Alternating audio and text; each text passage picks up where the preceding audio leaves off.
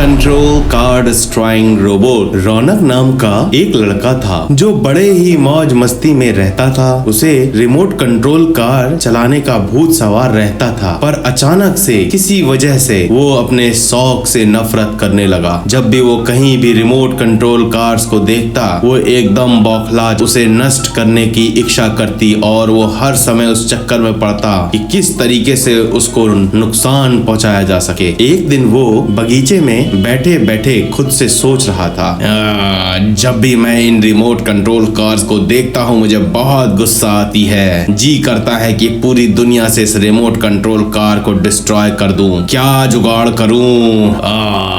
वैसे तो रौनक दिमाग का बहुत तेज लड़का था। वो टेक्नोलॉजी में बहुत आगे था। उसने रोबोटिक्स की भी पढ़ाई कर रखी थी और फिर उसने सोच लिया कि वो एक रोबोट तैयार करेगा। उसने बहुत मेहनत से एक ऐसे फीचर वाला रोबोट बनाया जो रिमोट कंट्रोल से कार को देखते ही नष्ट कर दे। लेकिन उसने ये काम अपने घर से दूर एक कॉटेज में किया ताकि किसी को कोई शक न हो सके। रोबोट के बनते ही वो खुश हो गया। उसने अपने रोबोट को ऑर्डर दिया, जा मेरे रोबोट, जाके शहर के सारे रिमोट कार्स को डिस्ट्रॉय कर दे, कोई भी कार दिखे उसे उड़ा दे। यह सुनकर वह रोबोट एक एक करके शहर के सारे रिमोट कंट्रोल कार को, जीप को इधर से उधर तबाही मचाने लगा। हर जगह हाहाकार मच गई। लोग, व्यापारी, नेता सब दौड़ रहे थे। लोगों को कुछ समझ नहीं आ रहा था। लोग इधर उधर भागते हुए पुलिस को खबर कर दी। पुलिस भी अपनी पूरी खून पसीना एक कर दिया, पर उस रोबोट का बाल भी बाका ना कर सके। वो रोबोट पुलिस पे भी भारी पड़ रहा था और पुलिस और रोबोट के बीच घमासान लड़ाई हुई। पुलिस के कई जवान घायल कर दिए गए। तुरंत ही बड़े कमिश्नर ने एक आइडिया निकाला कि रोबोट को तो हम काबू में नहीं कर सकते हैं, लेकिन इसको बनाने वाले को पहले पकड़ना होगा। फिर पुलिस की पूरी ग्रुप उस रोबोट का पीछा करती है और अंत में वो उस कॉटेज तक पहुंच जाती है जहां से वो ऑपरेट किया जा रहा था। पुलिस रौनक से, रौनक तुम्हारा सच सबके सामने आ चुका है। तुम्हारी भलाई इसी में है कि तुम जल्द से जल्द रोबोट को डिस्ट्रॉय कर दो, वरना तुम्हें जेल जाना पड़ेगा। जिस पर रौनक, अरे नहीं सर, मैं अपनी गलती मानता हूँ, पर मैं क्या करूँ, ये रोबोट अब मेरे कंट्रोल से बाहर हो गया है। मैंने तो इसे सिर्फ रिमोट कंट्रोल्स कार को ही डिस्ट्रॉय करने को बोला था, ये तो हर जगह तबाही मचा रहा है। जिस पर पुलिस, नालायक, इडियट, तुम्हारी वजह से कितना नुकसान हो रहा है। ठीक है, हम तुम्हें एक आइडिया देते हैं, तुम होनहार हो। जैसे तुमने ये रोबोट बनाया है, एक और रोबोट बनाओ जो पहले वाले रोबोट से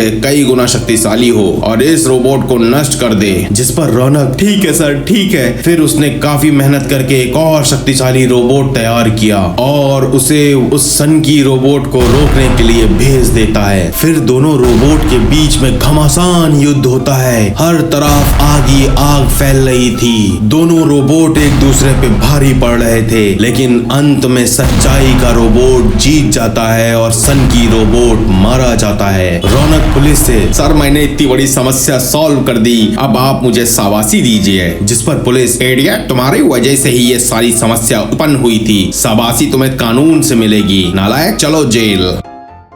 किसानगंज नाम के एक गांव में मानिकचंद नाम का एक व्यापारी नया व्यापार शुरू करने के इरादे से एक जमीन खरीदा है। वहाँ वो एक स्विमिंग पूल बनाने के लिए जेसीबी से खुदाई करवा रहा होता है। तभी उसे जमीन में से आवाज आती है, टक टक। जेसीबी के ड्राइवर ने तब उसे व्यापारी मानिकचंद को बुलाया और कहा, अरे सर, जेसीबी की खुदाई करने पर कोई टंग टंग आवाज आ रही है। लगता है जमीन के अंदर कोई धातु की वस्तु है, कहीं सोना तो नहीं? क्या सच में? जरूर कोई खजाना तो हाथ नहीं लगा है। हम उसे निकाल के आपस में बराबर बराबर बांट लेंगे और अगर तुमने कोई आनाकानी करी तो मैं गवर्नमेंट और पुलिस में शिकायत कर दूंगा। जानते हो ना, वो आकर सारा खजाना ले जाएंगे और तुम बस देखते रह जाओगे। मानिकचंद जेसीबी ड्राइवर से, अरे ओ लालची, पहले खुदाई तो कर लो, क्या पता कोई बड़ा पत्थर हो। तब जेसीबी ड्राइवर खुदाई चालू करता है। फिर देखता है कि वहाँ एक पुराना खटारा बस पड़ा था और निराश होकर जेसीबी ड्राइवर बोलता है, अरे ये क्या, मैंने क्या क्या सपने सजा लिए थे कि सोना मिलेगा, खजाना मिलेगा और ऐश की अब जिंदगी जीऊंगा मैं। सारे सपनों की धज्जियां उड़ा दी तूने। खटारा बस, वैसे इस खटारा बस को किसने जमीन में गाड़ा होगा? एकदम मूर्ख ही इंसान होगा वो, इसे तो कोई कबाड़ी भी ना ले जाए। लेकिन मानिकचंद उससे रिक्वेस्ट करता है, अरे पहले इस खटारा बस को आप इस जमीन से बाहर निकलवाइए और उसके बाद जेसीबी की जरूरत पड़े तो खबर कर देना। चलता हूँ, राधे राधे। व्यापारी के बहुत बुलाने पर भी वो नहीं रुकता है। मानिकचंद खुद ही में सोचता हुआ, वैसे इसे किसने गाड़ा होगा और क्यों? चलो कोई भी कारण हो पर इसे निकालना तो पड़ेगा ही ना, आखिर स्विमिंग पूल कैसे बनाऊंगा मैं यहाँ पे। और ये कहते हुए वो बस के पास जाकर उस पर लगी मिट्टी को हाथ से हटाने लगता है। तभी वहाँ बस में प्रकाश चमकने लगता है। ये देखकर व्यापारी हैरान हो जाता है और अचानक से बस बोलने लगती है, अरे ओ व्यापारी, मैं एक जादुई बस हूँ। मैं तुम्हें बहुत सारे पैसे दे सकता हूँ पर तुम्हें मेरी कद्र करनी होगी। मैं सिर्फ उन्हीं पे अपना आशीर्वाद बरसाता हूँ जो मेरा प्रयोग अच्छे काम के लिए करते हैं। तुम्हारी किस्मत अच्छी थी कि मैं तुम्हारे हाथ लगा हूँ, लेकिन अगर तुमने कोई गलत काम में मेरे द्वारा कमाए पैसे लगाए तो मैं तुम्हें ही खा जाऊंगा। इससे पहले भी जिसने मेरे पैसे का गलत इस्तेमाल किया था मैं उन्हें खा लिया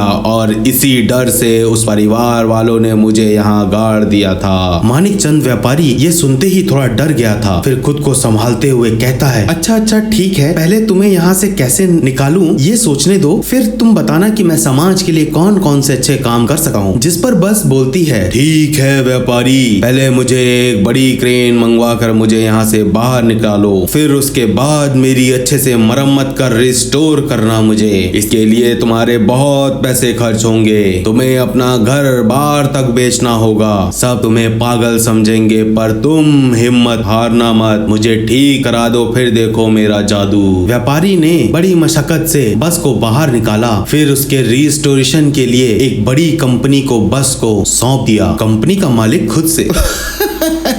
ये कोई पागल लगता है, पुराने बस को ठीक कराने की बजाय उसी पैसे से कोई नया बस खरीद लेता। मूर्ख, पता नहीं दुनिया में कितने बड़े पगलवे रहते हैं। सुना है इस पागल ने तो इस बस को ठीक कराने के लिए अपना घर बार तक बेच दिया। इसीलिए इसके बीवी बच्चे भी इसको छोड़कर चले गए, पर हमें क्या, हमारा तो काम है, पैसे मिल रहे हैं बस। और ये कहकर गराज के आदमी बस को ठीक करने में लग जाते हैं और बस को एकदम बदल डालते हैं। बस चमचमा रही थी जब वो बस को उस व्यापारी को सौंपते हैं। मानिकचंद ये लो, देखो तुम्हारा बस को मैंने एकदम दमादम चमका के टाइट कर दिया है। मेरी तो सलाह है अब तुम इस बस से कमाओ और जिंदगी भर जो तुमने कमाया था अब उसी को पूरा कर लो, यही तुम्हारे लिए बहुत है। सब तो तुमने बेच डाला अपनी कमाई। मानिकचंद उस रिस्टोर की हुई बस को लेकर गांव से बाहर दूर चला जाता है और बस से कहता है, अरे मैजिकल बस, ये लो भैया, तुमने जैसा जैसा कहा मैंने वैसा कर दिया, अब बताओ मुझे आगे क्या करना है। जिस पर बस से आवाज आती है, मानिकचंद तुम्हें अब कुछ करने की जरूरत नहीं, तुमने मेरे लिए अपना घर बार जमीन जायदाद सब बेच डाला, अब मेरा जादू देखो। और कहते ही वहाँ पर एक अद्भुत पैलेस बनकर खड़ा हो गया। ये लो तुम्हारा पैलेस, इसमें अनंत संपत्ति है, अब तुम इसमें आराम से रहते हुए समाज की सेवा कर सकते हो और जब भी पैसे खत्म हो जाएं तो बस के